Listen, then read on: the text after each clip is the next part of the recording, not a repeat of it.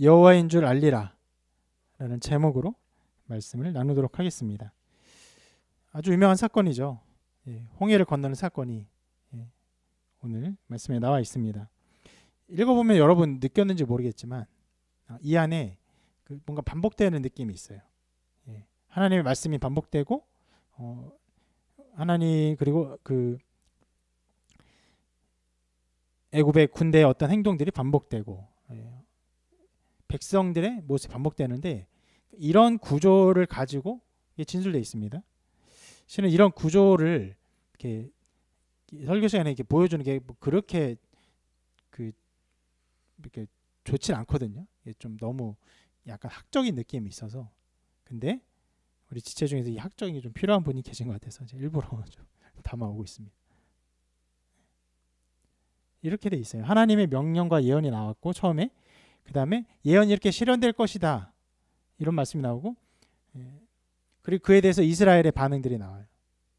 그리고 구원의 약속이 나옵니다. 그리고 다시 하나님의 명령과 예언이 또 나와요. 모세에게 이렇게 하라 명령하시죠. 그리고 예언이 실현됩니다. 그리고 이제 애굽인의 반응이 나와요. 애굽인들이 막 두려워하죠. 저들의 하나님이 우리를 치는도다 막 이런 반응이 나와요. 그리고 구원의 성취가 나옵니다. 똑같은 형태가 이렇게 반복되면서 이 전체 내용을 구성하고 있습니다. 자주 이런 것들을 말씀드리면서 보는 것이지만 옛날에 이 성경을 쓸 때 그냥 생각나는 대로 그냥 기억나는 대로 쓰는 게 아니에요. 하나의 구조를 가지고 흐름을 가지고 보다 이야기를 잘 전달하려는 노력들을 하고 있는 것을 볼 수 있습니다. 자, 이런 구조를 가지고 있는 것은 여러분 이렇게 기억하시고요. 여러분 홍해 사건을 생각하면요, 이 스토리에 대해서 어떻게 생각이 되십니까? 대체로는요 이렇게 생각이 될 거예요. 보시면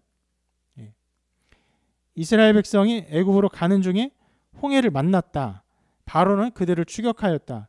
하나님께 구하였더니 하나님께서 홍해를 갈라 이스라엘 백성을 건너게 하셨다. 그렇죠? 여러분 대체로는 이러한 이야기의 구조를 기억하고 있습니다. 틀린 것은 아닌데요. 성경을 자세히 보면요, 여러 부분에서 성경의 강조점들이 달라요. 이런 것들을 강조하고 있지 않고 다른 것들을 강조하고 있습니다. 특별히 이 성경 전체에서 14장 전체에서 무엇을 강조하고 있냐? 바로 이것을 강조하고 있습니다. 하나님의 자신의 주권을 드러내고 계세요. 시작부터 끝나는 모든 이 14장의 모든 사건에서 하나님의 주권을 드러내고 있습니다. 그래서 처음에 장막을 치는 상황에서 성경은 이렇게 기록하고 있습니다. 이스라엘 자손이 명령하여 돌이켜 바다와 믹돌 사이의 비하이롯 곧 앞 곧 바알스본 맞은편 바닷가에 장막을 치게 하라. 누가 명령하신 것이 하나님이 명령하셨어요. 자, 이 말을 보면 그냥 장막을 치라는 말씀이구나라고 생각할 수 있지만, 근데 그 다음 절에서 곧바로 이렇게 또 말씀하십니다. 바로가 이스라엘 자손에 대하여 말하기를 그들이 그 땅에서 멀리 떠나 광야에 갇힌 바 되었다 하리라. 자, 뭐라고 생각한다고요? 갇힌 바 되었다. 그러니까 하나님의 명령을 따라 이스라엘 백성이 말하기도 힘든 곳, 바다와 믹돌 사이의 비하이롯 앞 곧 바알스본 맞은편, 어디라고 정확하게 이제 찾기 어려워요. 굉장히 구체적인 장소에, 그 당시에는요, 그 장소에, 명확한 장소에 하나님이 장막을 치라 하셨죠. 그러니까 그 이후에 바로가 그것에 대해서 어떻게 평가한다고요? 갇혔구나 라고 생각한다는 거예요. 여러분 거대한 무리예요. 이스라엘 백성은 그러니까 한 200만 정도로, 최소한 200만으로 추산을 합니다. 200만이나 되는 엄청난 사람이 행진을 합니다. 그러면 그 사람들이 어디로 가는지 압니까? 몰라요. 가본 적도 없는 곳이에요. 가려면 가고 멈추려면 멈춰요. 여러 가지 불평과 불만이 있을 수 있어요. 그럼에도 어떻게 합니까? 가려면 가고 멈추면 멈춰요. 어떻게 할 수 없어요. 어떤 사람들은요, 이 말한 곳, 이 바다와 믹돌 사이의 비하이롯 앞 곧 바알스본 맞은편 바닷가, 여기가 여기에 쓰면은 굉장히 우리가 진퇴양난인데, 굉장히 뭔가 갇힌 공간이 될 수 있는데 이것을 느꼈을 수도 있어요. 그래서 그것을 느끼는 사람이 있을지라도 어떻게 됩니까? 그냥 장막을 치는 거예요. 그냥 사람들이 다 그렇게 거대한 무리가 되어서 그곳에 가지만 실은 그 자리가 어떤 곳입니까? 갇힌 곳이에요. 갇힌 곳. 자, 여기에서부터 하나님의 주권이 드러나는 것이에요. 하나님께서는요, 일부러 이스라엘 백성을요, 곤란한 지점으로 인도하셨어요. 공격받기 쉽고 빠져나갈 수 없고, 만약 공격당하면요, 모두가 몰살당할 수밖에 없는 자리로 하나님께서 인도하셨습니다. 이렇게 하나님의 주권을 드러내고 있어요. 그리고 그 이후에 곧바로 또 하나님의 주권이 나타나는데 이렇게 말씀하십니다. 내가 바로의 마음을 완악하게 한즉 바로가 그들의 뒤를 따르리니 내가 그와 그의 온 군대로 말미암아 영광을 얻어 애굽 사람이 나를 여호와인 줄 알게 하리라. 맨 앞에 뭐라고 나와 있죠? 내가 바로의 마음을 완악하게 한즉. 바로가 그 마음이 또 이렇게 악해져서 이스라엘 백성을 추격하게 하는 일 자체가 누구로부터 말미암다고 합니까? 하나님으로부터. 하나님은 이 모든 일에 자신의 주권을 드러내고 계신 것이에요. 이스라엘 백성이 위험한 곳에 멈춘 것, 그리고 바로가 그들을 추격하는 것, 이 모든 것에서 하나님께서 이 모든 일을 하고 계시다.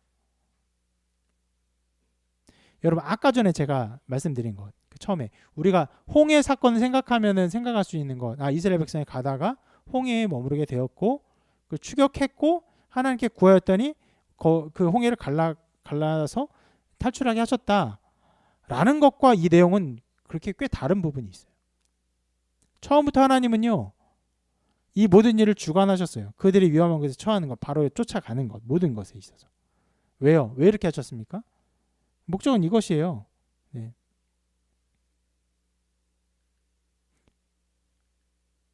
내가 그와 그의 온 군대로 말미암아 영광을 얻어 애굽 사람들이 나를 여호와인 줄 알게 하리라.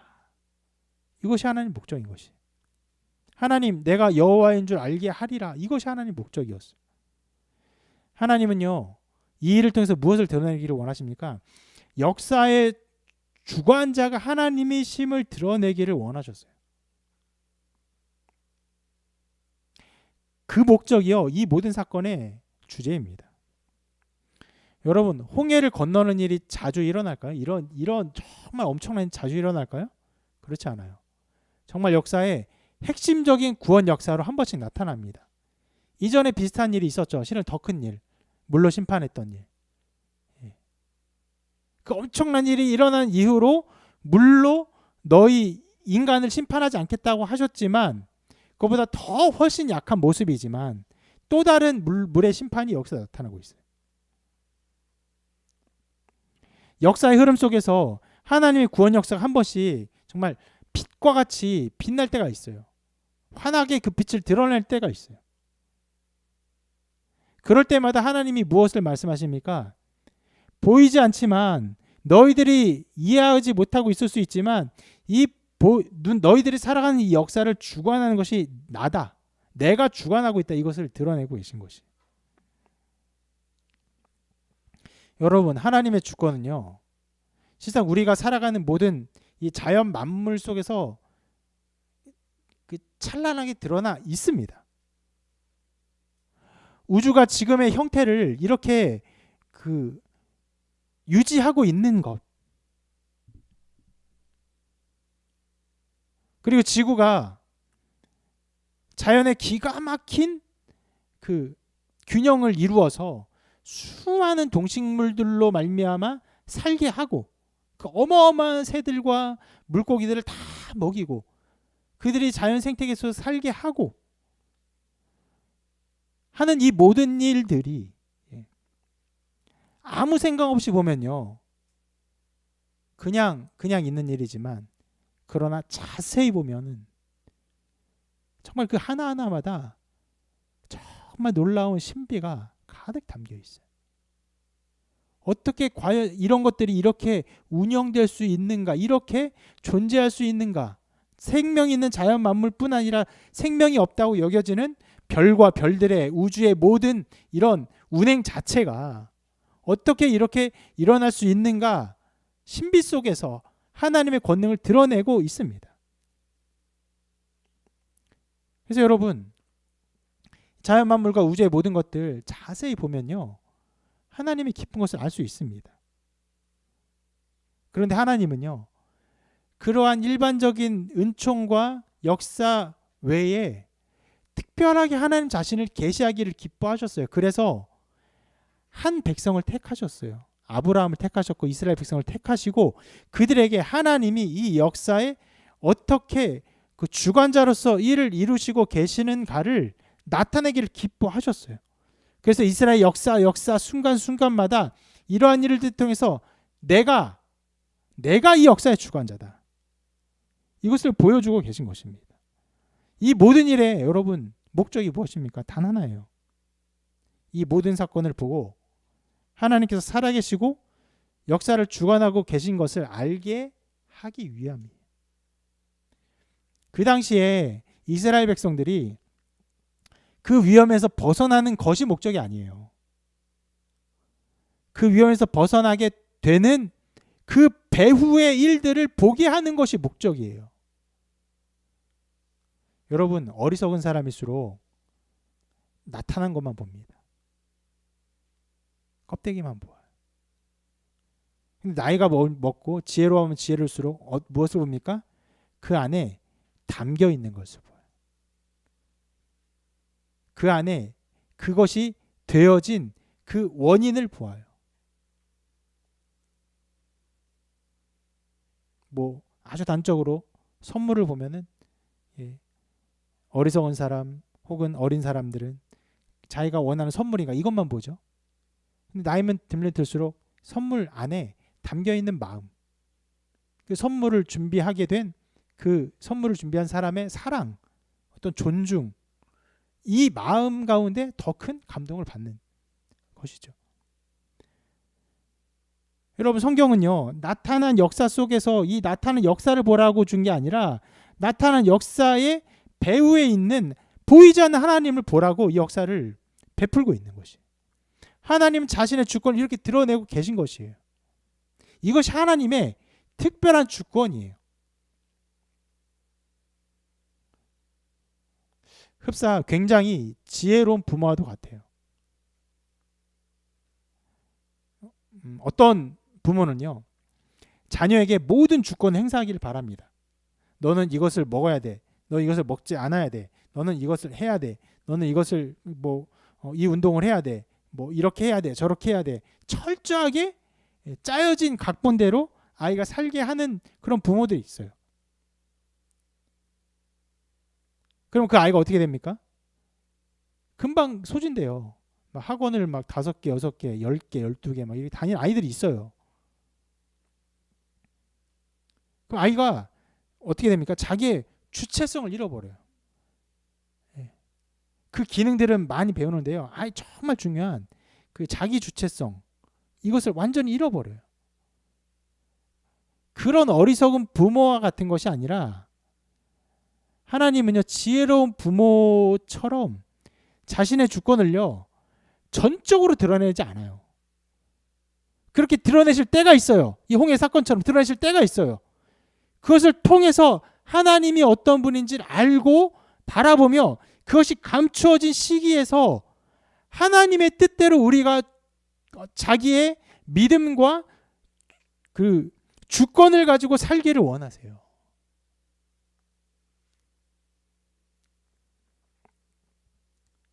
이것이 목적이에요.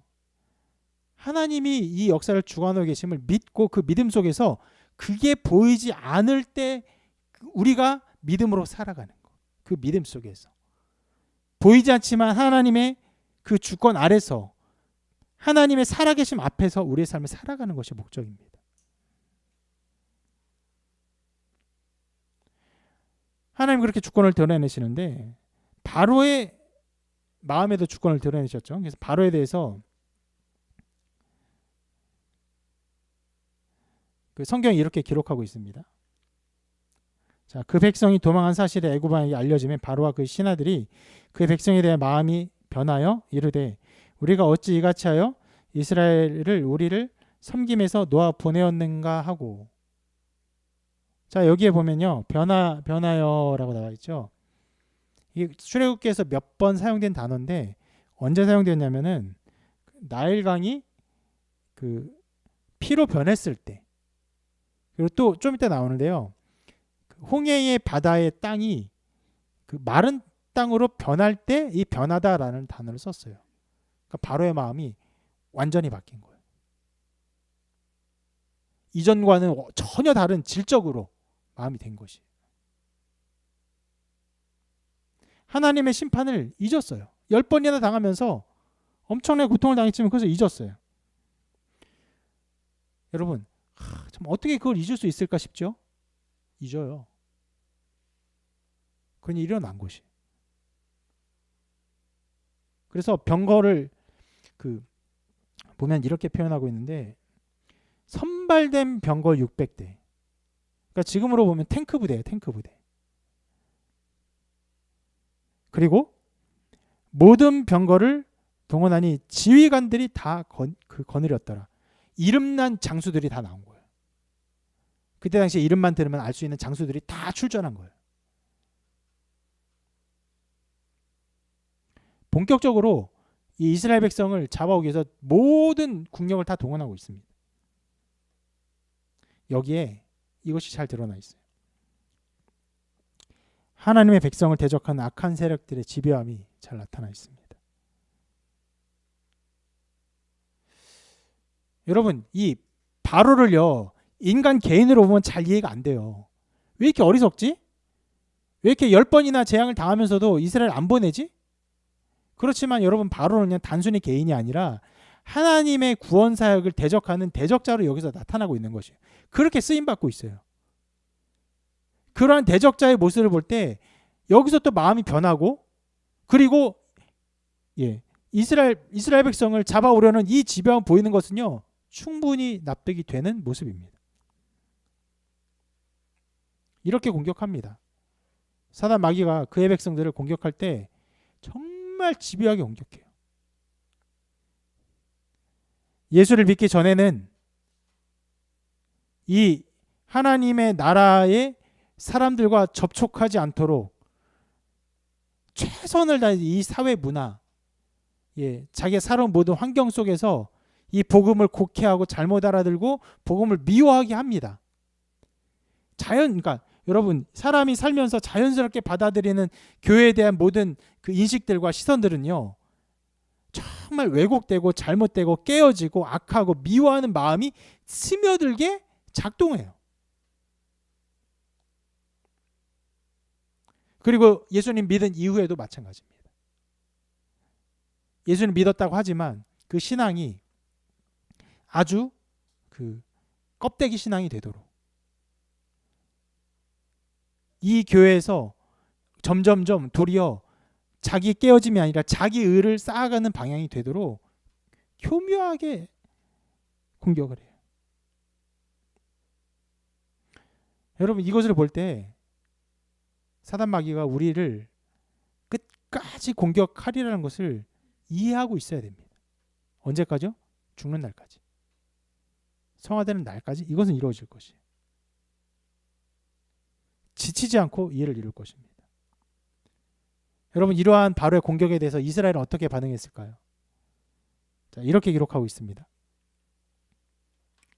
바로가 가까이 올 때 이스라엘 자손이 눈을 들어본즉 애굽 사람들이 자기들 뒤에 이른지라 이스라엘 자손 심히 두려워 여호와께 부르짖고.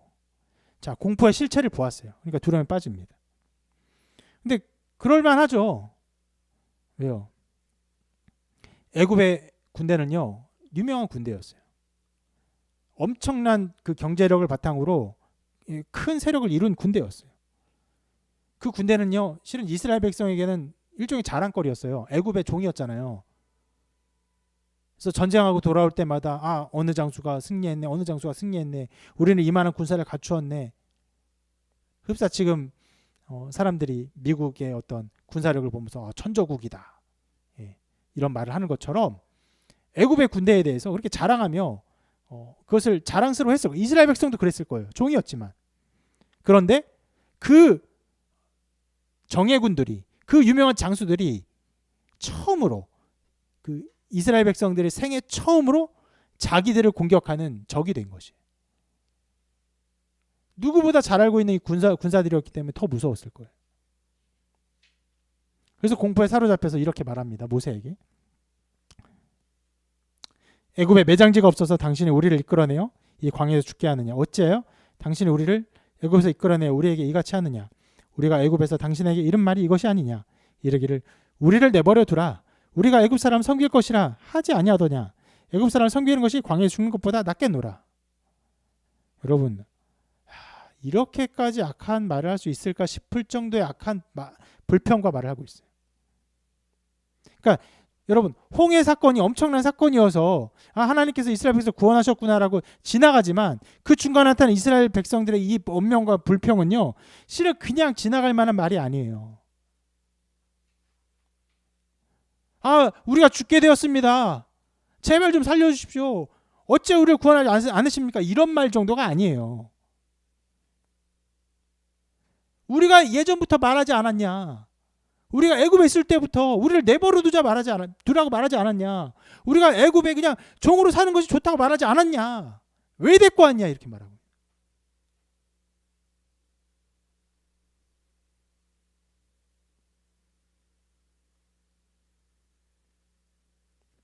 완전히 신앙을 잃어버렸어요. 신앙의 어떤 모습이 없어요. 여러분, 이 모습은요, 그 성경에서 자주 그 고발하는 이스라엘 백성의 모습이에요. 앞으로 광야에서 점점 이런 것들을 많이 볼 수 있어요. 그럼 여러분, 이것이 신자가 보여야 될 합당한 모습인가? 전혀 그렇지 않습니다. 구약 성경은요, 계속 그 보여주는 게 뭐냐면, 하나님의 선택된 이스라엘 백성, 그 혈통적인 이스라엘 백성들이 보이는 악한 모습, 불신앙적인 모습, 그런데 그 와중에서도 하나님의 정말로 택한 백성들이, 소수의 사람들이 보이는 신앙의 모습을 계속적으로 대조해서 보여주고 있어요. 그러면 여러분, 참 이스라엘이 보여줘야 될 합당한 모습이 무엇인가요? 그것을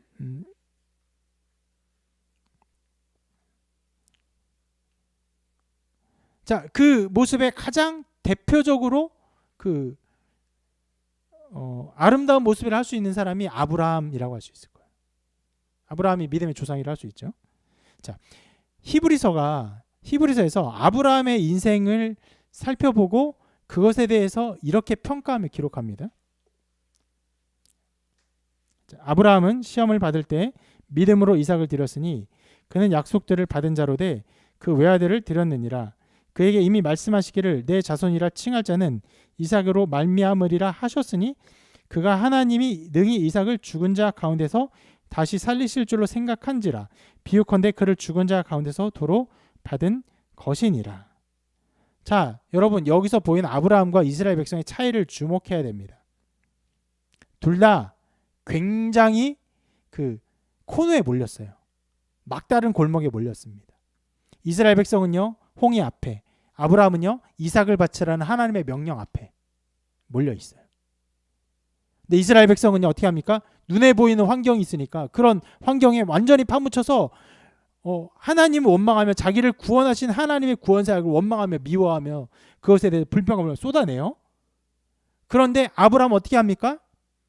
이제까지 역사하신 하나님의 역사를 되짚어 보면서 이렇게 한 거예요. 하나님의 말씀에 근거해서, 어떤 말씀이요? 중간에 있죠. 내 자손이라 칭할 자는 이삭으로 말미암으리라.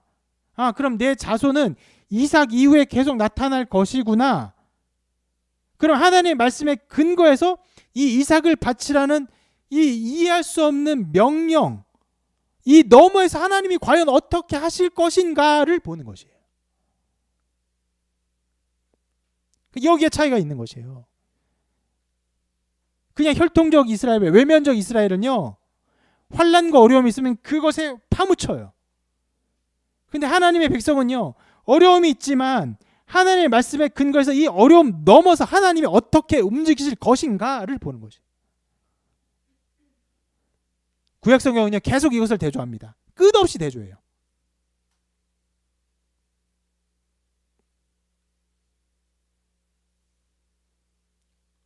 여러분, 이러한 대조 속에서 우리에게 보여주는 것이 무엇입니까?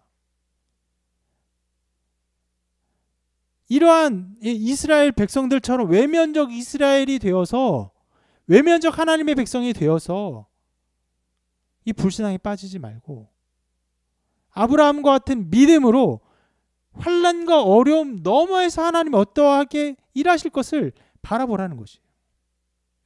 여러분, 이 말씀을 보면서 그동안 사역을 하면서 만났던 수많은 사람들이 생각이 났어요. 몇 번 이런 말씀 드리지만, 예배를 드리면서 교회에 나오면서 하나님의 백성처럼 보였던 수많은 사람들이 있습니다. 정말 많은 사람들이 있어요. 여러분, 제 카톡에 정말 친구로 등록된 사람이 엄청나게 많아요. 실제로 대화하는 친구는 없다시피 한데요. 사역자들 다 마찬가지일 거예요. 네. 모든 성도들을 다 카톡으로 등록해 버리니까 막 1000명이 우습게 넘어요. 네. 풍요 속의 빈곤이 제 카톡입니다. 네. 개인정보 동의에 대해 관련된 알람이 제일 많이 오는 것 같아요. 수많은 사람들을 만났는데 그 수많은 사람들이 실은 외면적 이스라엘인 사람이 굉장히 많아요. 하나님의 백성처럼 보이는데 불평과 불만의 환경들, 어려운 환경들이 오니까 거기에 빠져버리는 거예요. 여러분, 그 수많은 사람들이 교회를 나오다가 안 나온 것이 그냥 어쩌다가 보니까 교회를 안 나온 것입니까? 아니에요. 그렇지 않아요. 우리 모든 사람들은요 정말 최선을 다해서 자신의 행복을 추구해요. 그런데 어려움이 다가오니까 거기서 최선을 다해서 행복을 추구한 결과로 어떻게 됩니까? 불신앙의 길로 빠지는 거예요. 자기 사랑의 길로 빠지는 거예요. 하나님의 백성들은 어떻게 합니까? 최선의 행복의 결과를 추구하는데 이 어려움에 넘어서 과연 하나님이 어떻게 일하실 것인가를 바라보는 것이에요. 막막해 보이고 어려워 보이지만 하나님이 이렇게 일하실 것, 하나님이 이렇게 역사하시고 이 언약을 이루실 것을 바라보며 살아가는 것이에요. 그래서 끝까지 이 신앙의 끈을 놓지 않고 믿음으로 살아가는 것입니다. 어떤 면에서는요, 여러분, 제가 교회를 왔지만 떠나간 수많은 사람들을 보고 안타까워하지만 이 시대에 이스라엘 백성들이 구원받은 것 같지만 멸망한 그 비율에 비해서는요, 지금이 훨씬 나은 것 같긴 해요. 이때는요, 거의 아무도 그 광야에서 살아남지 못해요. 싹 죽어요. 결국 이 불평과 불만이 계속됩니다. 결국 심판받고 싹 죽어요. 하나님의 백성이 아니었던 사람들인 것처럼 모조리 심판당해요. 성경은 이것을 보여줘요. 하나님의 백성인 것처럼 보이는 수많은 사람들이 있지만 참 이스라엘 백성은 적다는 것이. 여러분, 이거 어려운 일이에요. 막무가내로 믿습니다 막 이렇게 막 얘기한다고 우리의 신앙과 믿음이 정말 하나님을 선택하는 길로 가지 못해요. 여러분의 지나온 삶과 하나님께서 여러분의 삶에 역사하신 것들을 최선을 다해서 정말 궁구해야 돼요. 연구해야 돼요. 하나님이 어떠한 분이신가를 바라봐야 돼요. 말씀 속에서 나의 삶 속에서 하나님의 역사하심을 보면서 앞으로의 삶을 믿음으로 유추할 수 있는 능력과 힘이 있어야 돼요. 이건 인간의 힘으로 될 수 있는 게 아니에요. 인간의 힘으로 될 수 없어요.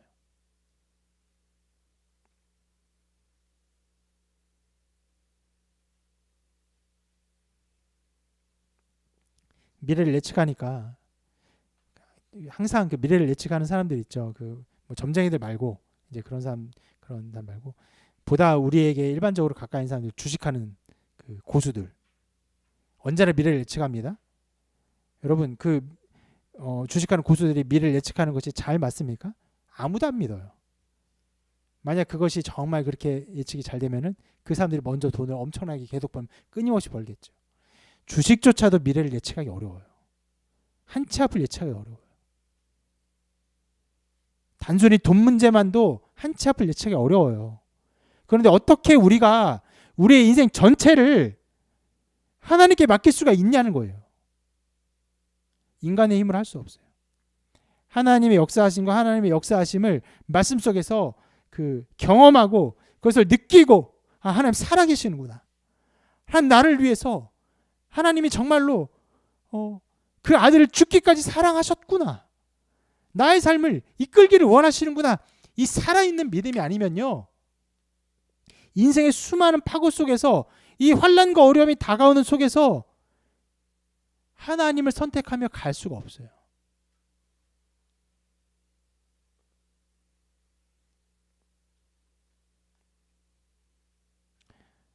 여러분, 우리가 신앙생활 하면서 어려움 반드시 옵니다. 환난은 반드시 와요. 우리 인생은 정말 환난과 어려움 없이 이 인생을 마치지 않아요. 오게 되는데 그 환난과 어려움에만 집중하면요, 결국 우리는 무너져요. 반드시 무너집니다. 심지어 이렇게까지 말할 수도 있어요. 차라리 애굽에서 죽는 것이 나았다. 차라리 애굽에서 종노릇하는 게 나았다. 차라리 예수님 안 믿었으면. 이렇게까지 말할지도 몰라요. 내가 이제까지 교회에 드린 시간이 얼마냐? 내가 이제까지 교회에 드린 헌금이 얼마냐? 그렇게까지 나갈 수 있습니다.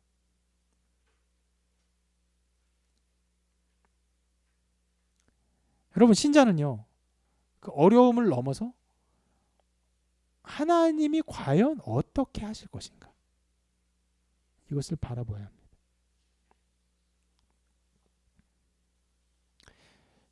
오늘 말씀에 이 백성들이 정말 말도 안 되는 악행, 실은 말도 안 되는 심판받을 악행을 했는데, 악한 마음을 가졌는데, 하나님께서는요, 감사하게도 이럼에도 불구하고 하나님의 구원의 뜻을 이루어 가십니다.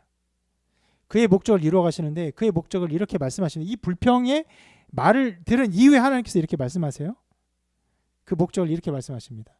여호와께서 행하시는 구원을 보게 하는 것이. 그래서 백성들의 불만 후에 하나님께서 모세에게 이렇게 말씀하십니다.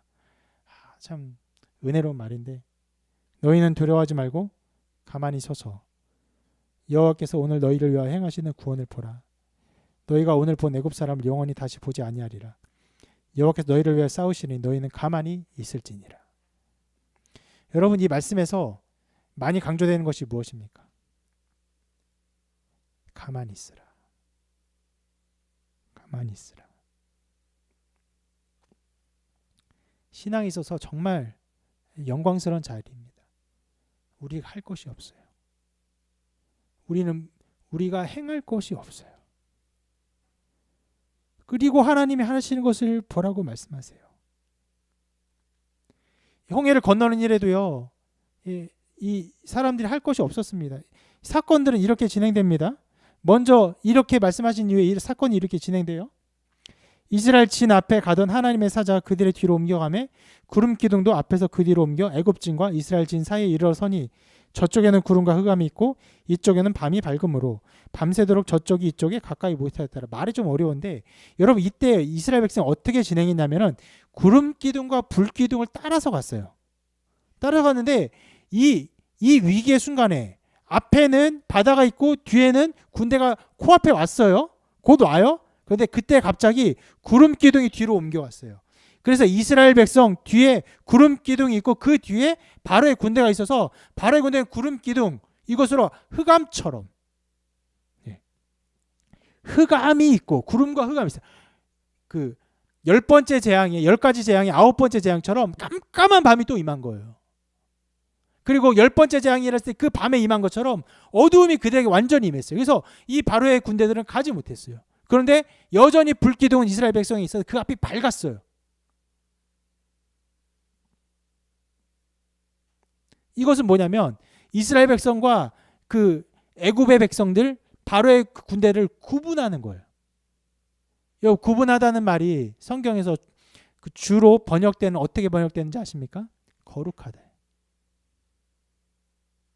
거룩하다는요. 그의 그 어떤 백성들이 이렇게 이게 표현은 좀 어려워요. 뭔가 이렇게 신성시된 어떤 거룩함이 있다는 것을 말하는 게 아니에요. 단 하나님께서 구별하셨다는 거예요. 하나님께서 떼놓았어요. 구원하기로 떼놓았어요. 그들이 이스라엘 백성이 그렇게 악한 말을 하고 쓰레기 같은 말을 하는데 하나님이 떼어놓으셨어요. 구별하기 위해서. 그렇게 떼어놓은 상태에서 이런 일이 벌어집니다. 모세가 바다 위로 손을 내밀며 여호와께서 큰 동풍이 밤새도록 바닷물을 물러가게 하시니 물이 갈라져 바다가 마른 땅이 된지라.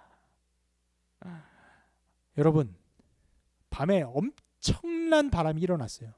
바다가 이렇게 갈라져서 벽이 될 정도로 엄청난 바람이 계속 불었어요. 여러분, 밤에 이런 엄청난 돌풍이 불면 그 돌풍 소리가 어떻게 들릴 것 같아요? 이것은 다분히 저의 좀 그 상상에 근거한 내용입니다. 어떤 소리가 들릴 것 같습니까? 흡사 약간 비명 소리 같은. 터널질 할 때 그런 소리. 약간 비명 소리 같은 엄청난 그리고 그 감당 못할 소리들. 울음소리 비슷하고. 그래서 옛날에 바람소리 밤에 많이 들으면 귀신이 온다 막 이래. 울음소리 비슷하고 비명소리 비슷한 그 밤의 소리가 막 일어나는 것인데 여러분 실은 이스라엘 백성이 그런 비슷한 소리를 들었어요. 언제요? 10번째 재앙 때. 장자들이 막 죽어가니까 그 밤에 저 먼 곳에서 사람들이 그때 제가 말씀드렸어요. 가족이 어느 순간 갑자기 죽으면 사람이 울을 때 그 울음소리가요. 아이고 아이고 이런 수준이 아니에요. 짐승 소리를 내요. 꺽꺽거리고 이상한 소리 내요. 굉장히 동물 같은 소리를 내요. 기괴한 소리를 내요. 귀신 소리 비슷해요. 아무도 말릴 수도 없어요. 그 소리가 저 멀리서부터 막 나는 거예요. 왜? 자기 큰아들이 다 죽으니까. 아버지도 죽고 막 죽어가니까 엄청난 소리가 막 비명소리처럼 고함소리처럼 짐승소리처럼 막 오는 거예요. 그게 폭풍처럼 올라왔을 거예요. 그가 비슷한 상황이에요. 밤새도록 통풍이 막 엄청난 소리가. 정말로 그 10번째 재앙의 밤을 생각나게 하는 밤이었을 거예요.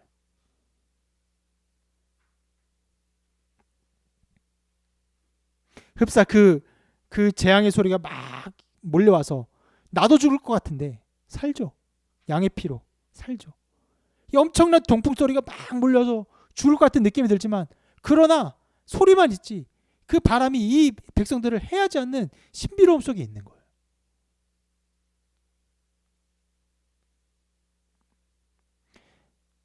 그 바람 때문에 어떻게 됩니까? 마른 땅이 돼요.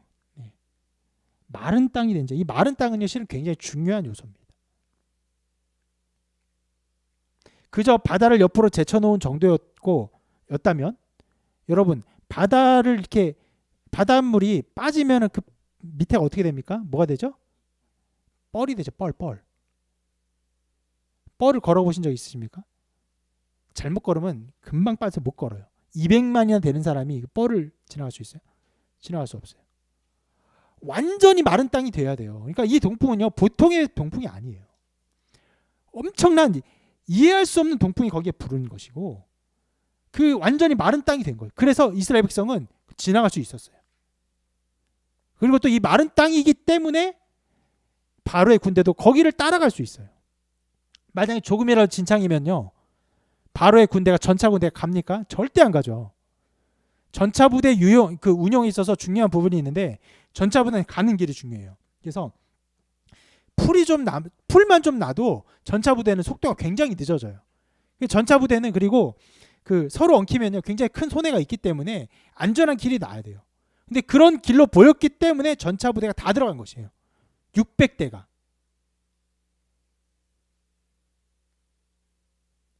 이 마른 땅 때문에 이스라엘 백성은 살 수 있었고, 그리고 마른 땅 때문에 바로의 군대는요 하나님의 심판 자리에 어떻게 보면 자원해서 왔어요.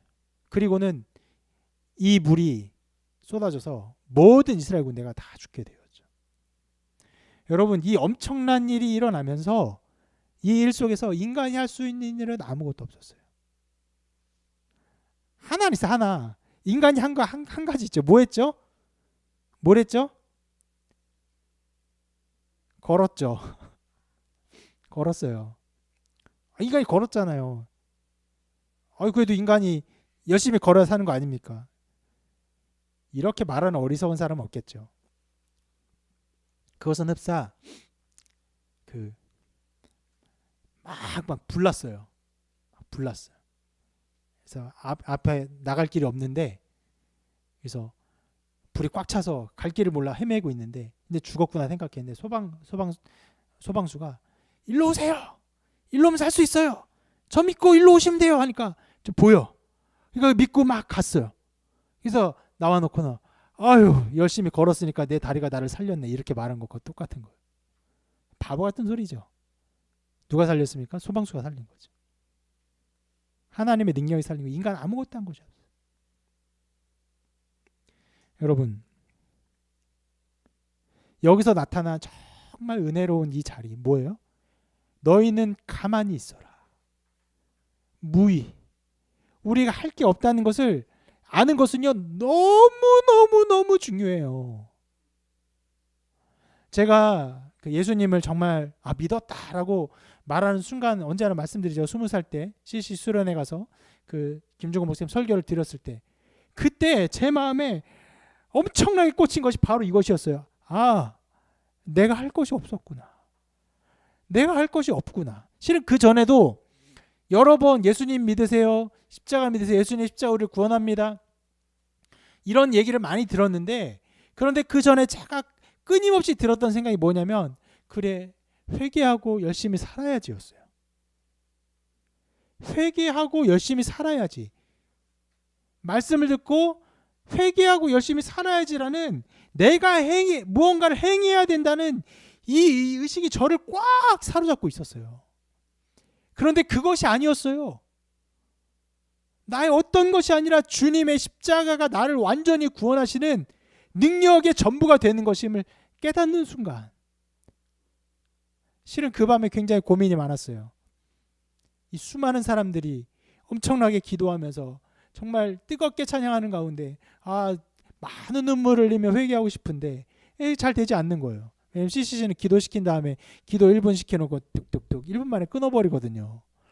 이거 왜 기도하라는 거야 말라는 거야 울래는 거야 말라는 거야 막 이랬는데, 여러분, 그런 감정적 고양, 감정적 폭풍, 이런 것에 우리의 구원에 어떤 것이 있지 않아요. C.S. 루이스가 고백한 것처럼 가장 내가 모든 사람 중에 가장 초라한 구원을 받았다라고 말한 것처럼 어떠한 변화 없을 수 있어요. 그러나 단 하나는 깨닫죠. 우리가 하는 것이 아니라 예수 그리스도가 우리를 구원하신 예수의 십자가 때문에 우리가 완전히 구원받는다는 것을 깨닫는 것. 여러분, 이 사건도 그것을 보라는 것이에요. 우리는 이 사건을 보면서 십자가를 통해서 동일한 것이 우리에게 일어난 것임을 깨달아야 돼요. 이 모든 것은요, 우리의 역사 속에 나타난 사단마귀의 계계와 하나님의 구원 역사를 축약적으로 보여주고 있어요. 바로의 군대보다 더 무서운 것은 죄의 권능이에요. 죄는 여전히 우리를 공격합니다. 우리를 사로잡으려 해요. 죄는 모든 사람을 집어삼켜요. 여러분, 우리 사회가 안전합니까? 우리 사회가 평안합니까? 우리 사회가 정말 희망과 꿈이 가득해요? 아니요. 혼란과 어려움과 미움과 다툼이 가득해 있죠. 죄가 이 사회를 초토화시키고 있어요. 누구도 죄를 이길 수 없어요. 그러나 이 홍해가 갈라지는 말도 안 되는 사건처럼 말도 안 되는 일이 우리 위해서 이루어졌어요. 어떤 일이요? 하나님이신 예수님이 우리 위해서 죽으셨어요. 여러분, 철학적으로 전혀 말도 안 돼요. 하나님 어떻게 죽을 수 있어요? 하나님이라는 존재가 어떻게 인간이라는 존재가 될 수 있어요? 이건요, 전혀 말도 안 되는 일이. 그런데 주님이 우리에게 오셨고 우리 위해서 죽으시는 이 말도 안 되는 일이 벌어져서 성부와 성자가 한 분이신데 어찌하여 나를 버리시나이까라는 말도 안 되는 고백을 하셨고, 성부는 성자에게 진노하셨어요. 우리의 죄를 짊어진 성자 예수님께 진노하셨어요. 사랑으로 영원히 하나이신 한 분께서 그러한 일들이 이해할 수 없는 일들이 벌어졌어요. 이 이해할 수 없는 일을 우리가 어떻게 끼어듭니까? 성부 하나님, 성자 예수님께 미워하시며 진노하시는 그 상황을 우리가 어떻게 끼어들 수 있어요? 우리가 할 수 있는 일이 무엇입니까? 그저 보는 것이에요. 우리를 위해서 되어진 일을 그저 바라보는 것이에요. 그리고 그 일을 통해서 우리가 구원받는 자구나, 이렇게 우리가 하나님의 백성으로 구원받는 하나님의 백성이 되는 것이구나, 이것을 깨달아야 하는 것이에요.